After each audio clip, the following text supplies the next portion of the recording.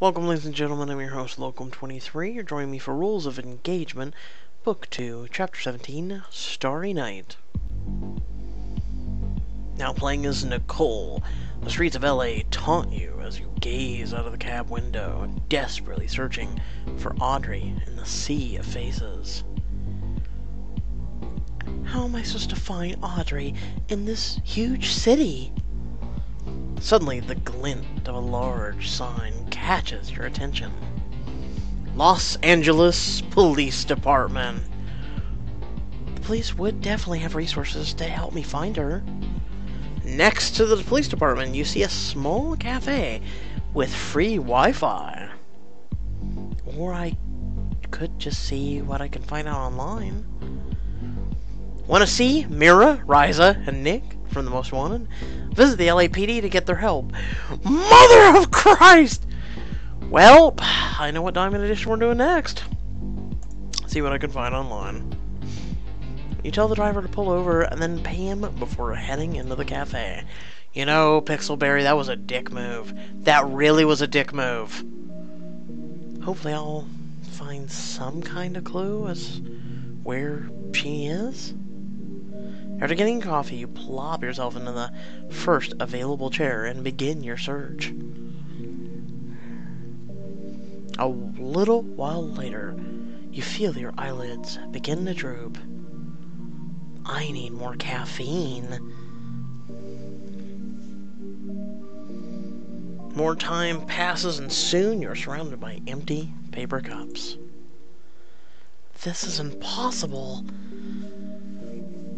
You're about to give up when you find Audrey's name buried in an obscure LA nightlife forum. I found her. She's doing hype videos for a company called Sherm. You locate the company on your phone navigation app and notice that it's walking distance from where you are. You take off running out of the cafe. Sleep-deprived running. Have you ever seen it? No, I'm kidding. A little while later, you find yourself standing for the address for Sherm on Venice Beach. I should have practiced my speech for Audrey first. After a deep breath, you ring the doorbell, but no one answers. Maybe this is a dead end.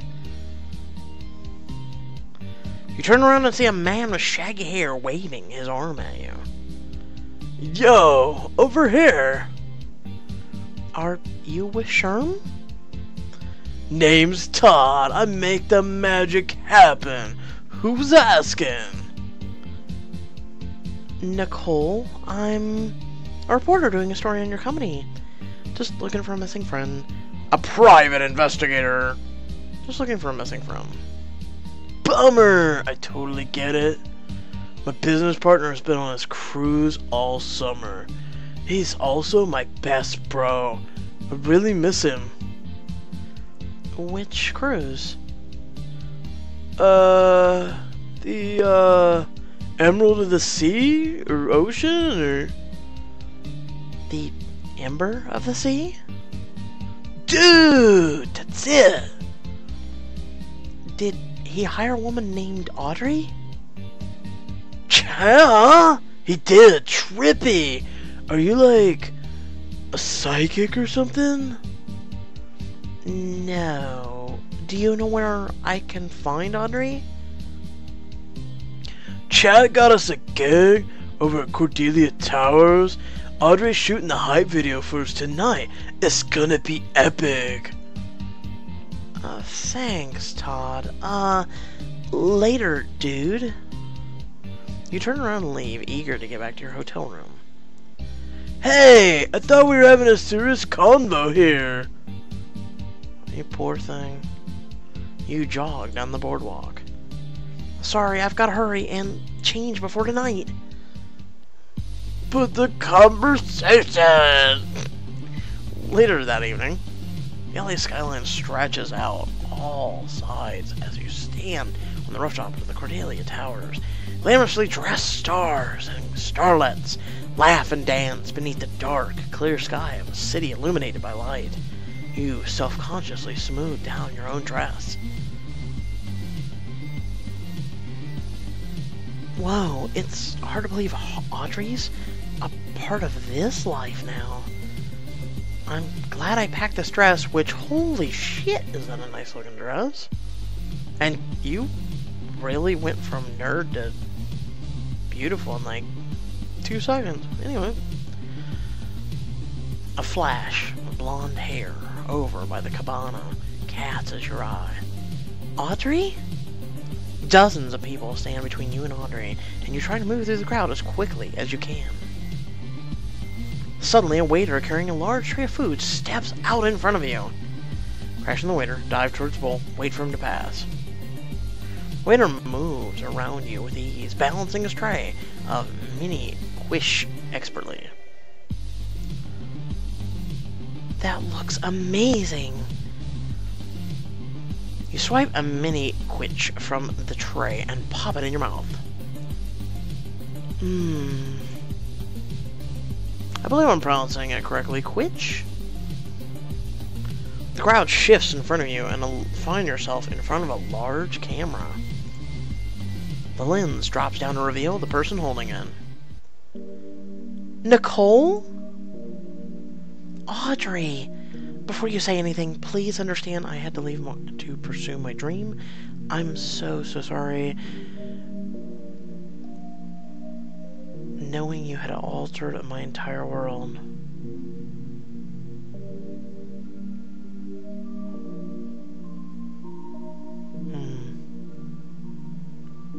Knowing you has altered my entire world. Even if you can forgive me for what I did, I want you to know that you've helped me realize who I want to be and what's really important to me. And one of the most important things to me is the people I care about, my family, and you. I can't believe... I can't keep forgiving you every time you leave me behind, Nicole. You made me feel so stupid. I was stupid. I was a fool for leaving you behind, a fool for abandoning my Nan's last wish for me, and a fool for thinking the internship should come before either of those things. Whatever I can do to make it up to you, I'll do it. It's too late for that. I can't let myself trust you again. I should look at her pleadingly, reach for her hand. Reach for her hand, let's try that. Tentatively, you reach for Audrey's hand and take it in yours. She doesn't pull away, but instead it stares down at your hands. I've missed you. Nicole, I can't do this. She pulls her hands away from yours and hugs her arms around herself in a protective stance. Please give me another chance. Let me prove that I've changed. Why should I believe you've actually changed this time? Because I saw a future version of myself and I didn't like it. That I was turning into a real jerk. Everything I'd have to give up. Future version of myself and I didn't like it. Getting to know my boss at the internship showed me who I'd have to become to succeed in her world. And that's not someone I ever want to be. Well, I'm glad it worked out for you, but I don't know if your word is gonna be enough this time. I thought we were friends.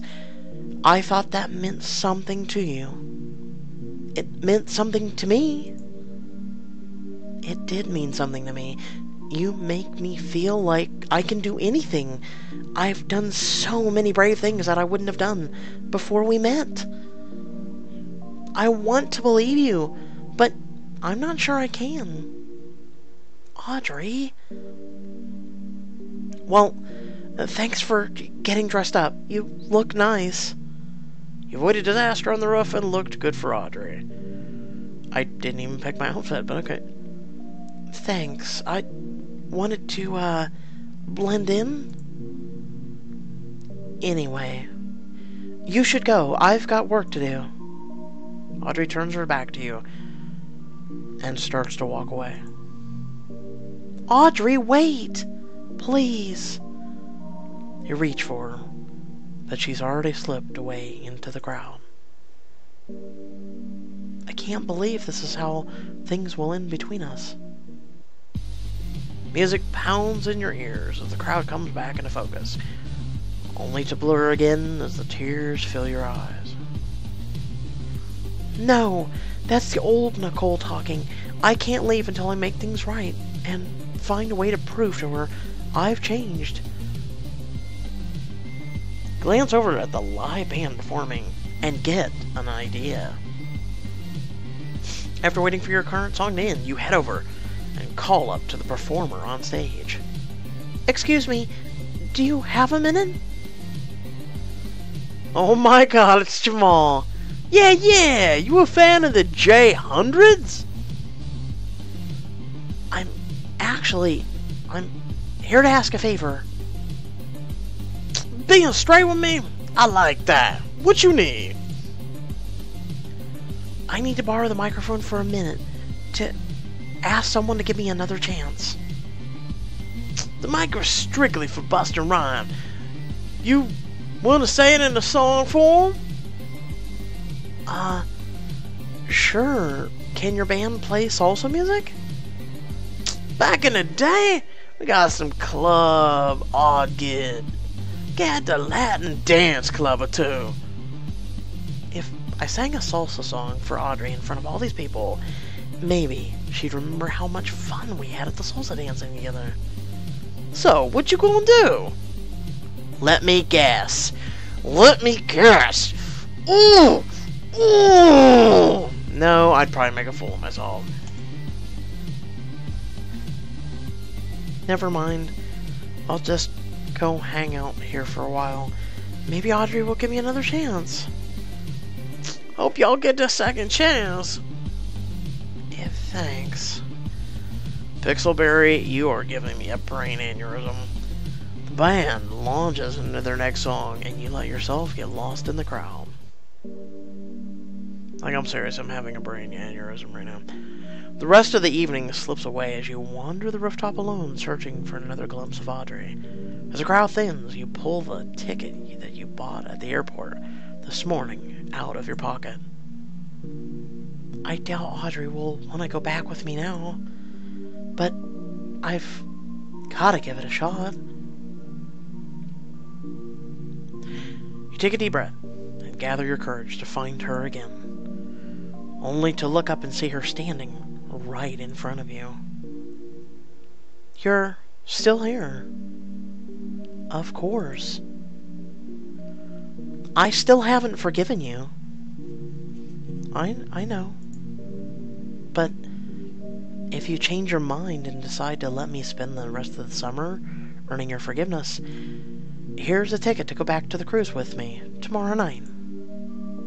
Before Audrey has a chance to respond, you slip the ticket into her hand. Oh, I've got a life here now, Nicole. I'm working on a documentary. A documentary? You sure tried to forget about me quickly, huh? Wow, that's amazing.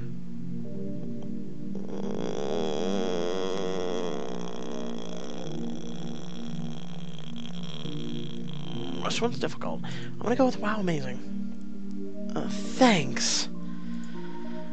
So, do you want your ticket back? No, I got it for you. Keep it.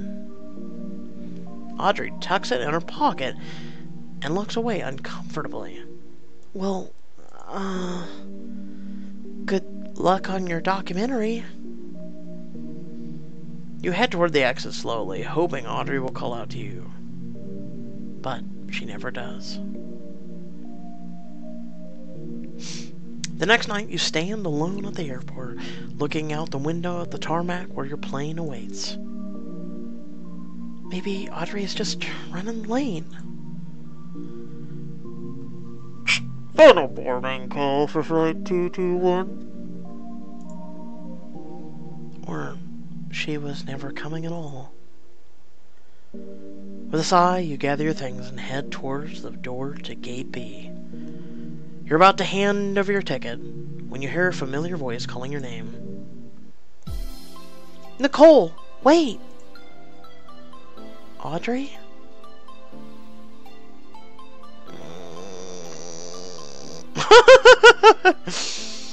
It's my really confused slash sleep deprived thinking sound. Kiss her. You sweep Audrey in your arms and press your lips against hers. Oh. At first, she returns the kiss, then slowly pulls away. This doesn't mean I forgive you. It's going to take time. Of course. I'm just so happy you're giving me another chance. Oh, wait. What about your documentary? I kinda exaggerated so you wouldn't see how lost I've been. I mean, I've been crashing in the shed of a washed-up agent whose only client is a guy who can balance basketballs on his nose.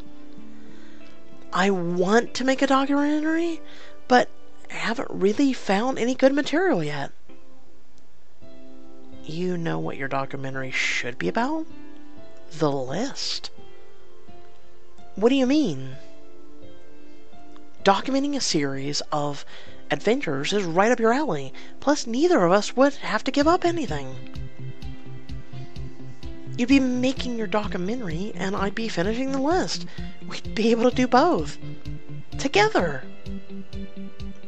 You may be onto something here. So, what do you think? I think... I want to yell Pug Party right now for whatever reason. Have you ever seen that movie? It's a really good laugh. It's a good thing I brought my video camera. You and Audrey board the plane, ready to fly in the summer of adventures together.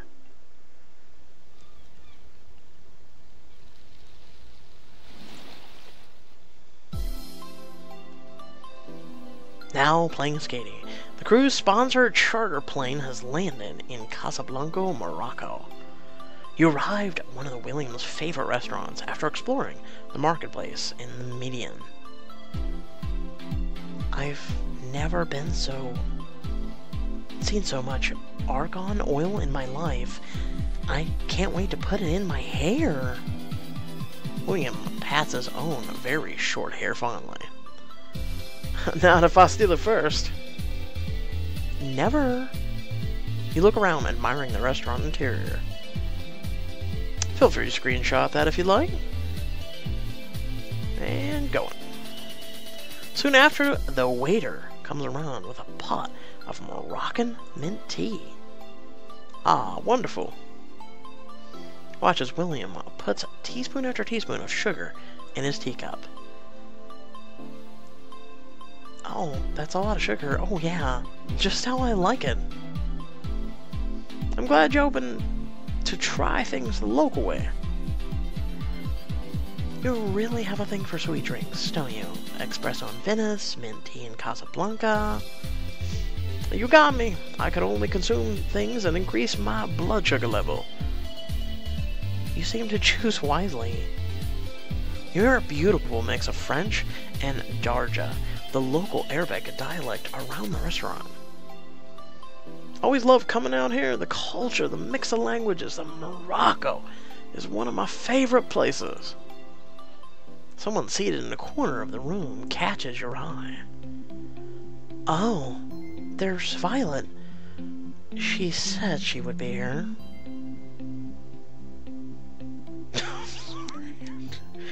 Could you have a more, like, revealing dress, please? Who is she? I can't tell from here. There's a plant blocking my view. I should go say hi to Violet, ignore her, and continue enjoying my meal. You know what? We're gonna go say hi. I'll be right back. Of course. You get up from the sofa and walk across the room to your cousin's table. The chair opposite her is empty. Violet looks up as you arrive and rolls her eyes. Oh, lovely. The perfect cousin has arrived. What do you want this time? Come to join the party? Well, hello, Violet. Table for one, it seems. How's your food? Is that the best line you've got? Boring. I'd rather get acquainted with my eggplant. Forgive me if I put you on mute and mentally dub Portuguese over everything you're saying. My apologies. Who are you here with, anyway? Violet pushes food around on her plate, frustrated. Fine, okay? You got me. So, I'm here alone? But what's the problem? I can enjoy a nice meal by myself, can't I? Well, of course, I'm sorry. I hope you enjoy your meal. I enjoy eating by myself sometimes, too. It can really be peaceful. Oh. Yeah, I guess so. The quiet can be nice. She looks at you, pointedly. Yeah, I guess I'll go. See you around, Katie. You head back to your table. Everything alright? As good as it'll ever be, I think. Well, you're just in time for the food, if that makes it better. Waiter returns with the tangines that you ordered, lamb with prunes and almonds for you, and chicken with apricots and cinnamon for William. It smells amazing, and it tastes even better. That looks good, but I bet it doesn't have anything on my tangine.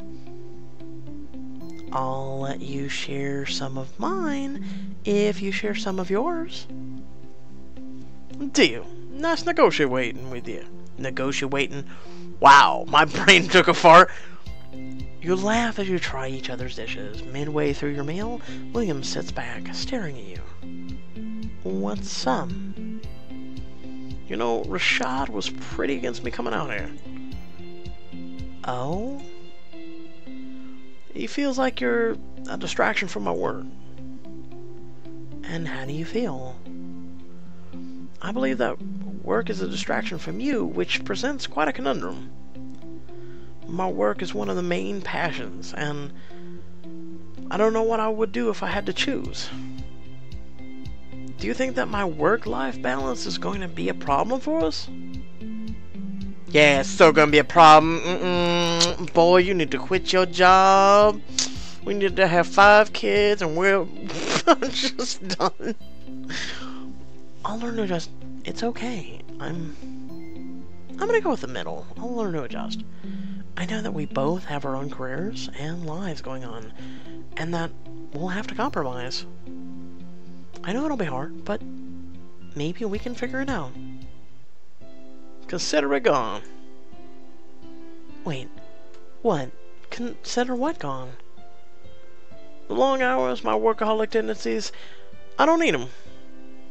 Maybe if I sell a couple companies and delegate more, my load will be lighter. I'll have a lot more free time. You would do that for me? Look, it probably wasn't that healthy to begin with. Sometimes I work until most people are fast asleep, and I think I'm addicted to the feeling of being productive. I'll always love my work, but I'm sure there are more than a couple things I can change. I'm surprised that you'd be able to compromise like that. Anything for you, Katie. What about Rashad? Since he's a big part of your life, is it bad that he doesn't like me too much? I know that once he gets to know you, he'll love you as much as I do. He may be productive, but he wants me to be happy. A few minutes later, you finish your meal and push back your plate contentedly. That was delicious. Ready to head out? Definitely. I arranged for a car to come pick us up. Are you ready to see the Sahara? Oh, A while later, you get out of the car, endless sand dunes stretching out before you. It's beautiful out here. That's not all. You look over and see a guide waiting with 2 camels all saddled up for you. Get ready for a camel ride. There's no better way to ride off in the sunset in the Sahara. A few guides I know have set up a camp for us a few miles away. The guide helps you on top of the camel, and you set off on your journey. But find that it's a pretty bumpy ride. This isn't as comfortable as I was expecting. You just gotta go with the flow and relax into it. That's the last thing I ever expected to hear from you. Well, you may have taught me a few things. Perhaps you just need to bond with your camel. A particularly difficult hill jostles you around in your seat. I should pat the castle, whisper sweet nothings, pat the camel. The camel closes his eyes, as though in complete relaxed bliss as you pet him. Attaboy. After only a few minutes, you feel more at ease in the saddle. This isn't so bad, actually. The sun sets as you arrive in the campsite. You dismount from your camels before tying them to a nearby post. Oh, feel free to screenshot that. That is gorgeous. Wow, this is amazing. The stars out there are always incredible. It's one of my favorite places. You take a seat around the table, plopping down on some comfy pillows. William removes a bottle of wine from his bag. He pours 2 glasses, and you take a sip. Katie, I know I haven't known you that long, but you made me look at things differently. How so? The other day, I was at the Moulin Rouge to have a business dinner with a client. During one of the acts, a magician was picking out audience members to go on stage. Let me guess, you were one of the lucky few. I know it sounds silly, but a couple months ago, I never would have agreed to it. Much less in front of a client I wanted to impress. But I ended up having a really good time on stage. I feel as though you've gotten me out of the shell more. I'm not as afraid to do things on the spur of the moment. William, I'm really proud of you. You don't have to change for me. Let's hope that doesn't mean you forgot to pack water. I'm proud of you. Well, I wouldn't have been able to do it without you. Now that you're no longer married, there's something I have to get off my chest. No matter the consequences, I have to take the plunge. Unlike how I've done most things in my life. For so long, work has been my reason for waking up in the morning. It's been what drives me, what I live for. And I didn't realize anything was missing until you came along. You, Katie, with your smile that lights up the room, with your laugh that, like magic, makes me laugh too. I think about you when I'm away, Katie. I can't help it. I'll see something and want to show it to you. I'll hear something funny and imagine you smile if I told it to you. And suddenly, work could never be enough for me. Not ever again. Because I've seen that I could have magic in my life. I know that my work schedule can be really busy, but I wanted you to know. You'll always be my top priority. If you say you need me, I will be there. William. You know what? I'm glad Trent interrupted me last time. Because this is the proposal you deserve. William gets on one knee and opens up a beautiful velvet box. No, go with the prior music, damn it! Businessman proposed. If you'd have me, Katie, you'd make me the happiest man in the world. William, this is such a special trip you've set up for me, but the past few days have been such a whirlwind. Pixelberry bullshit! I haven't even been able to pick anything, and you're gonna automatically oh, don't you do it. Don't you do it. I'll bet. It must be a lot to process.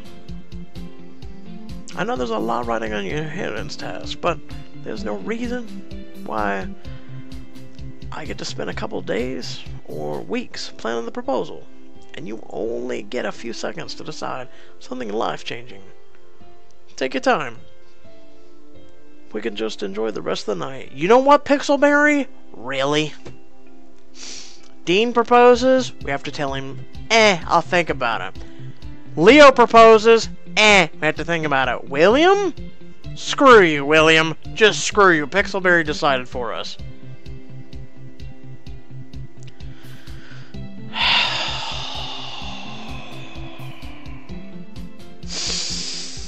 You know goddamn well I was gonna say yes. Everybody watches this shit. Just... I am triggered! Thank you for understanding. You've been planning this for weeks. Same being down to the gala. You've been planning this for weeks? William coughs. Anyway, you glance around you at the cozy fire pit, sand dunes, and starry sky. Now you do this! William, this evening has been magical. Should we turn in for the night? Of course. Sleep well, Katie. Because God forbid we actually, like, you know, hold one another and drift off to sleep together. Nah, screw that. In the middle of the night, you wake, stirring restlessly. You walk back over to the fire pit and take a seat, staring at the flames. The gala's coming at fast. People are going to expect me to make choices soon. I wish I could call my siblings out her. After a moment, you reach into your bag and retrieve a notebook and pen. Who should I write to? There's one person I really wish I could talk to right now. Feeling a little silly, you begin your letter. Dear Nana, it's been a long time since I've written to you, and I know you'll never read this. I'll have to make a big decision soon. I think I know what I want. I don't know what I'll decide. I think I know what I want. But I don't know where it'll take me. With each guy, I've been able to play at expressing different sides of myself. But I have to ask, is that what you meant for me to do? I don't know which version of me is the right one. Is that what you meant for me to do? The rules changed. Trent and I broke up. Maybe you would have wanted something else entirely for me if you had known. You tap your pen against the page. I guess I'll have to figure it out myself. Time is running out, with everyone heading back to the ship. What choices will be made at the Tuscan Romance Gala? Keep playing to find out. I thought that was still her writing. Well, kiss my ass, Pixelberry. You know, I don't get it. I don't get it. I really don't get it. So, my question is, if you said yes to Leo, or no to Dean, or yes to Dean and no to Leo, or maybe yes to both, apparently, because the game's like, would you have 3 rings? Well, technically 2, because Pixelberry decided on their own to just deny I am triggered by this. Legit triggered by this. Oh, God. Okay, so, first things first. If you're listening to this, I'm probably going to do last week's recap still. Sorry about not getting it out. I'm probably going to do it sometime today, if not Friday. Today's Thursday in my time zone. And then after Friday, after Royal Romance comes out, then I'm going to do this week's recap. So, just wanted to let you know. Because there's quite a bit we never got to go over from last week, which I wanted to go over, but the YouTube shenanigans never let me. Which, if you didn't know what YouTube shenanigans, you most likely have a box on your screen right now that says, please fix YouTube. Feel free to check out that video. And without any further ado, I hope you all did enjoy the video. Please like and share. We're almost up to 3,100 subscribers. And if you want to follow me on any of my social media, go down to the description. If you want to support my channel, you can do that also in the description. And until next video, stay well, stay awesome, and I'll catch you all in the next one. Peace!